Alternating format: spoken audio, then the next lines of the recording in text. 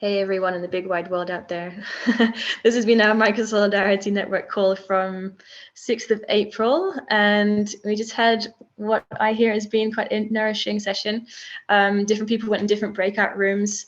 We had a sort of network support crew breakout room, which I'd love to hear from, like what came up there and ideas of evolving our network. And we also had two groups who were looking more personally about what kind of challenges have been coming up in our work and how have we what have we learnt through incorporating microsolidarity into our practices, into our work lives or personal lives. So yeah, just invite anyone, maybe whoever would like to start and represent their group and share what would you report back that we've learned. Yeah, I can start from the network support group. So first we talked about feels like there's some energy, or some people were reporting, feels like there's some energy coming up in the Microsolidarity Network Calls and in the community in general. And is there something we want to do to activate or contain or point that energy in a direction and cultivate it? And I feel like the collective conclusion we got to there was something like, we'll let this take its own time. We'll see where it goes and follow it where it goes and try to support it, but not really try to activate it too synthetically. And then Sarah, and do I pronounce your name Iwan? Iwan. Iwan, thank you. Sarah and Iwan are hosting one of the Microsolidarity summer camps. And Sarah was asking about this sort of fear or concern, just like, what if someone's a jerk, and like, what are we going to do about that? And so then we discussed that for like almost an hour. And everyone just sort of went around and shared stories and their own experiences of how to deal with that, which came to something like, a lot of this will be supported by people having their own pods or crews that they'll return to. And we also had the idea of like integrating physical objects in the land or the space around us into those crews to like stabilize and ground people.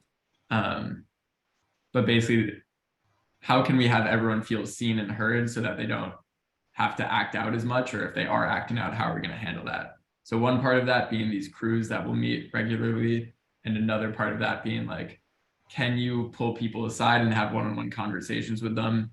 And also, does the leadership have their own crew and support network so that they feel able to do that in a way that's sustainable and isn't too draining? And I think those are the main things I got out of it. If anyone else wants to add, go for it. Thanks, Harry. Was anything else? Yep.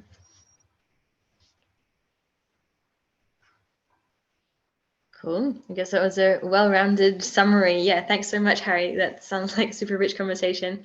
And yeah, are there any requests or coming out from that group around summer camp organization or setup, or was that already? I can say just very briefly, anyone that's watching or in the call that's interested in summer camp, we're doing one in the States and one in Europe.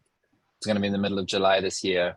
If you want to know more, go to microsolidarity.substack.com and you'll see there's a place to register your interest. And pretty soon we'll switch from a registration of interest to like an actual ticket, like confirmation. That'll come in the next month or so probably. But please join us if you're interested in this kind of community organizing. Totally. Thanks, Rich. Cool. How about the other two groups? And anyone want to represent?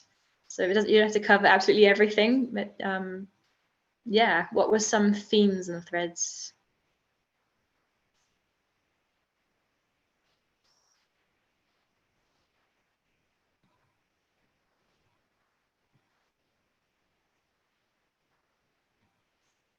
As I can share a little bit from the second group that I was part of.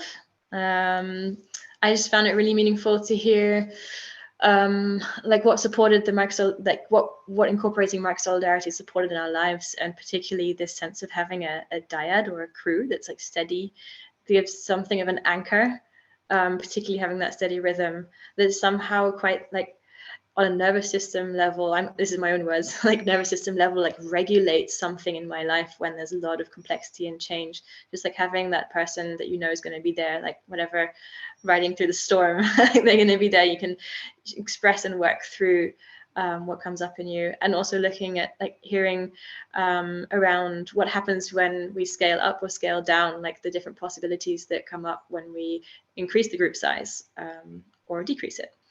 That was interesting to hear as well. Yeah. Anyone else want to share what touched them, what you learned about yourself or others? Just as a count, can y'all hear me? Is that Tyler? It's very quiet. Is this better? Yeah, that's better. Awesome. Nice. Sorry, I turned my volume down. Sometimes it's a little clangy.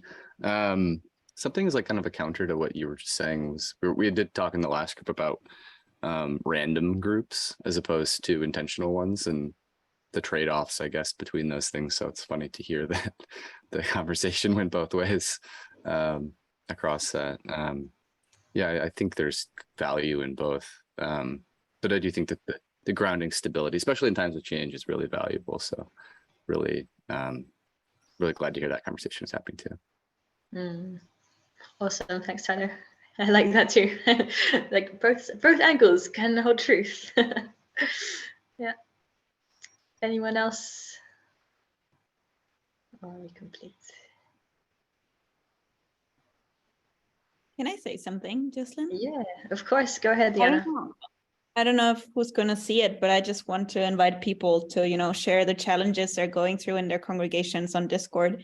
I found it incredibly nice to hear from the group, from Ariane and Sarah, what they're going through. And I try to share also because I think there's only a few people in each congregation that are maybe within this network.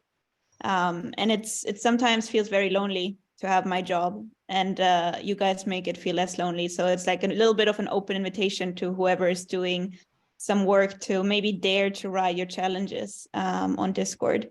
And I'm really happy to read them and comment if I have any advice or support, or yeah, just like even a heart to give, because it's important. It's nourishing. Yeah, I want to second that. I feel like I can go on the Discord of Microsolidarity and say stuff and I'm not worried about the other people who are involved in my projects. They're going to be there and read them, and I can be pretty open and direct about the frustrations, especially sharing the negative stuff feels good in there. And Diane is always reading my stuff and replying, and that feels really good and supportive. Yeah. Even just to vent, even if there's nothing necessarily, there's no solutions usually to most of these things, but it's nice to be able to say oh, I'm really lost, or I really screwed up on this one, or I have no idea what to do. Yeah. Totally. I love that. Yeah, that's what we're really here for, actually, or especially these calls. And if you're listening to this and you're also thinking, damn, I would really like to have a place to share some of my challenges and be with others who are like trying out this idea of community building or a new way of working together that carries a lot more sense of belonging and trust and care, then do join us next week. Or yeah, check out the Discord channel. I'm thinking, Diana, like gives me the idea to even when I post the little message to say we had this call, that I will maybe invite people to share who are reading like what their challenges have been at the moment or recently, and see if we can get some, if that's alive. Nice. Anything else before we round off, guys? Or are we good? Just maybe for me, it took a little bit of courage to ask to have my own channel in there. So maybe if you could tell people they can have their own channel in the project, that it's not a big deal. And yeah. Anyone who wants a channel, you have a channel, let me know, or see that there's other admins in there that we can create channels for you. So basically, if you're in a what we call a congregation, a community, at any stage of development, you're welcome to have a channel and just tell us about what you're doing, what you're up against. And someone will come in and have something to say about it. It's not like you have to reach some standard of maturity or quality or something. Yeah, we'll be stoked to have you. Yeah. All right. That's it for today then, I think. I'm just going to leave it here. And thank you all for joining. Let me see how I can end the recording. There we go.